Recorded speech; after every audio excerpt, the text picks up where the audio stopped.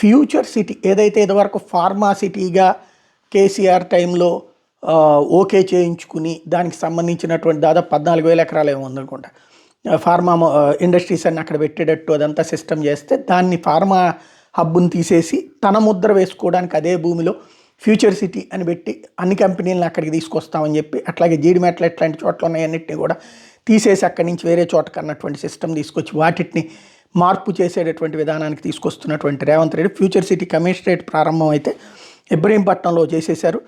Future city అనే పేరుతోని future city commissionerate office ప్రారంభించేశారు కమిషనర్ సుధీర్ బాబు.